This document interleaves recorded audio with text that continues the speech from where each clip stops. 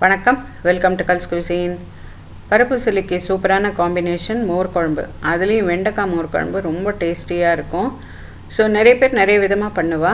பட்டு நான் எப்படி பண்ணுறேங்கிறத வாங்க வீடியோக்குள்ளே போய் பார்க்கலாம். இதுக்கு வெந்தயம் 1/2 டீஸ்பூன், உளுத்தம்பருப்பு 1 டீஸ்பூன், தனியா 1 டீஸ்பூன். இதை இப்போ நம்ம வறுத்துக்கப்புறம் ஒரு பேன் அடுப்பில் வச்சு 1 டீஸ்பூன் எண்ணெய் விட்டு அதில் உளுத்தம்பருப்பை ஃபஸ்ட்டு சேர்த்து நல்லா கோல்டன் ப்ரௌன் ஆகிற வரைக்கும் வறுத்து ஒரு பிளேட்டுக்கு ட்ரான்ஸ்ஃபர் பண்ணிடலாம். தனியாவையும் ஒரே ஒரு நிமிஷத்துக்கு ரோஸ்ட் பண்ணிவிட்டு அதையும் பிளேட்டுக்கு எடுத்து வச்சுக்கலாம். வெந்தயத்தை போட்டு அது நல்லா பொரியிற வரைக்கும் வெயிட் பண்ணிவிட்டு அதையும் அதே பிளேட்டுக்கு எடுத்து வச்சிடலாம். 2 டேபிள் ஸ்பூன் துவரம்பருப்பு, 1 டேபிள் ஸ்பூன் கடலைப்பருப்பை ஒரு 10 நிமிஷம் முன்னாடியே தண்ணியில் ஊற வச்சுருந்தேன். இப்போ அந்த தண்ணியை வடிச்சிட்டு அதை சேர்த்துக்கலாம். 3 பச்சை மிளகா காரத்துக்கு அதையும் சேர்த்துன்ட்டு ஒரு 30 செகண்ட்ஸ் இதை ஃப்ரை பண்ணால் போதும். இதை ஒரு பிளேட்டுக்கு எடுத்து வச்சுட்டு ஆற வச்சிடலாம். ஒரு கடாய் அடுப்பில் வச்சு 2 டேபிள் ஸ்பூன் தேங்காய் எண்ணெய் விட்டு அதில் வெண்டைக்காய் 1/4 கிலோ சேர்க்கலாம்.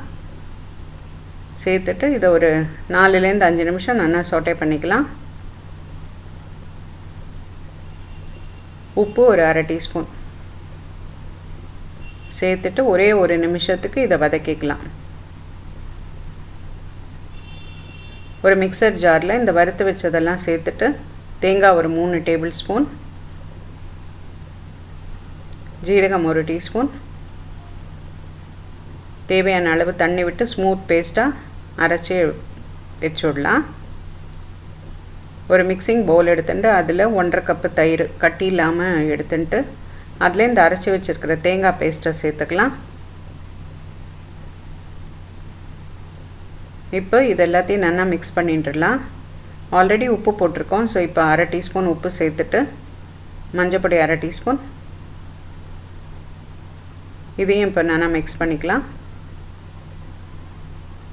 வெண்டைக்காயும் நல்லா வதங்கியாச்சு. இதில் இப்போ இந்த தயிரை சேர்த்துடலாம். அடுப்பை லோவில் வச்சுட்டு ஒரு நிமிஷத்துக்கு நல்லா கலந்துடலாம். இது அடுப்பில் ஒரு 3 நிமிஷம் இருந்தால் போதும். கொதிக்கணுன்ற அவசியம் இல்லை, நுரைச்சி வந்தால் போதும். இப்போ அடுப்பை நம்ம ஸ்விட்ச் ஆஃப் பண்ணிவிட்டு ஒரு பேன் அடுப்பில் வச்சு தேங்காய் எண்ணெய் 1 டேபிள் ஸ்பூன், அதில் கடுகு 1 டீஸ்பூன் போட்டு அது பொரிஞ்சப்புறமா ஜீரகம் 1 டீஸ்பூன், காஞ்ச மிளகாய் 2, இது ஆப்ஷனல் தான், உளுத்தம்பருப்பு 1 டீஸ்பூன் சேர்த்து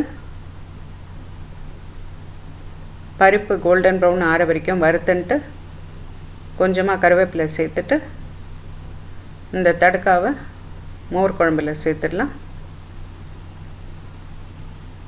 கொஞ்சமாக கொத்தமல்லி இலை தூவிட்டு ஜென்டிலாக ஒரு மிக்ஸு பண்ணிட்டா நம்மளோட யம்மி அண்ட் டேஸ்டி வெண்டைக்காய் மோர் குழம்பு சூப்பராக ரெடி ஆகிடுது. ஸோ நீங்களும் ட்ரை பண்ணி பாருங்கள். உங்கள் கமெண்ட்ஸை எழுதுங்க. இது வரைக்கும் சப்ஸ்கிரைப் பண்ணாதவங்க ப்ளீஸ் சப்ஸ்கிரைப் பண்ணுங்கள். உங்கள் ஃப்ரெண்ட்ஸ் அண்ட் ஃபேமிலிக்கு ஷேர் பண்ணுங்கள். தேங்க்ஸ் ஃபார் வாட்சிங்.